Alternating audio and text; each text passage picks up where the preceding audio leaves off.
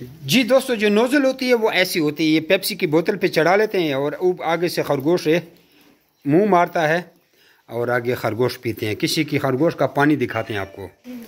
ये देखिए, एक न्यूजीलैंड वाइट का बच्चा पानी पी रहा है। ठीक है, आप लोगों ने देख लिया, पानी पी रहा है। एक हाथ और भी आपको दिखा देते हैं। ये खरगोश पानी पी रहा है, ये नोज़ल से। इसको देखिए, अभी चला गया, आंखों पे लाइट पड़ी, देख अभी एक कतरा गिर भी रहा है। ये देखें, ये देखिए, ये नोज़ल कुछ पतली होती हैं, कुछ मोटी होती हैं, दोनों का 250 रुपये रेट। ये नोज़लें ख़राब होती हैं। और एक ये बोतल होती है, एक ये है, ये 800 रुपये की बोतल है, ये तैयार है, चाइना वाली है। और एक छोटी दूसरी बोतल है, वो आप लोग को दिखाती हैं।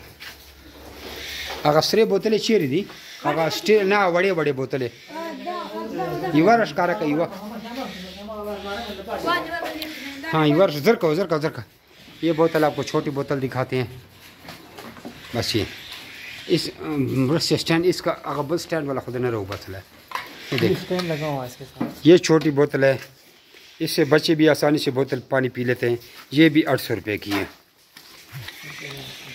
दोबारा आपको दिखा देती, ठीक है। ये ठीक है, इससे बच्चे भी आसानी से पानी पी लेते हैं।